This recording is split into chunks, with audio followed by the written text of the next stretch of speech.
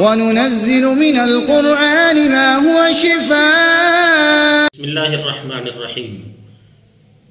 سستی اور کاہلی کا جادو کیا ہوتا ہے؟ ناظرین، جادوگر جو لوگوں پہ جادو کرتے ہیں اس میں مختلف طرح کے جادو ہوتے ہیں.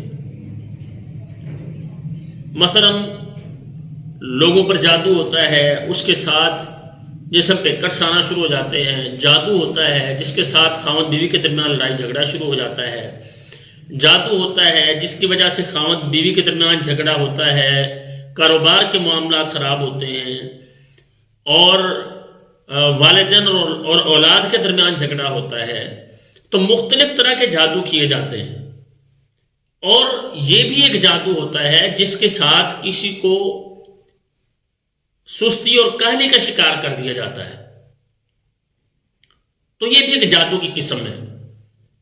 جب ایک انسان سست ہو جائے گا، کاہلی اس کے اندر آئے گی، تو وہ سارے معاملات اس کے خراب ہو جائیں گے. اس کے کاروباری معاملات بھی خراب ہوں گے، اس کے گھریلو معاملات بھی خراب ہوں گے، اولاد کے ساتھ مسائل شروع ہو جائیں گے، خاوند بیوی کے باہمی معاملات خراب ہونا شروع ہو جائیں گے. تو یہ سستی اور کاہلی کا بھی ایک جادو ہے جو باقاعدہ لوگوں پر کیا جاتا ہے، اور اس کے نتائج جو ہیں وہ بہت بڑے ہوتے ہیں، اور اس کے ساتھ لوگوں کے معاملات خرابی کی طرف جانا شروع ہو جاتے ہیں. تو ناظرین، اس کے لیے اگر کسی پر ایسا معاملہ ہے، اس کی نمازوں میں سستی شروع ہو جاتی ہے، اور بالخصوص نماز پڑھتے وقت یا تلاوت کرتے وقت جمائیاں بہت زیادہ شروع ہو جاتی ہیں، نماز کا ٹائم گزر جاتا ہے، انسان بیٹھا رہتا ہے، پھر اچانک سے جب وہ اٹھتا ہے پریشان بھی ہوتا ہے، تلاوت کرنا چاہتا ہے، کئی دن گزر جاتے ہیں، اس سے تلاوت نہیں ہوتی. تو یہ سستی اور کاہلی کا جادو ہوتا ہے. اور نبی کریم صلی اللہ علیہ وسلم نے اس سستی سے بھی اللہ تعالیٰ کی پناہ مانگی. تو اس کے لیے ہمیں وہ بہترین دعا جو نبی کریم صلی اللہ علیہ وسلم پڑھا کرتے تھے اس کو یاد کرنا چاہیے. جس کے ساتھ یہ معاملہ چل رہا ہے، وہ اپنے معاملات کے اندر وہ سمجھتا ہے کہ مجھ سے سستی ہوتی ہے، کام نہیں کر پاتا، کاروبار کے لیے جانا چاہتا ہوں، دکان کھولنی ہے، پڑا ہوا ہے، اٹھے نہیں جا رہا، جی نہیں چاہ رہا، نماز کا ٹائم ہے، پڑا ہوا ہے، اٹھنے کو جی ہی نہیں چاہ رہا، تلاوت کرنا چاہتا ہے، سوچتا رہتا ہے لیکن تلاوت نہیں کر پاتا.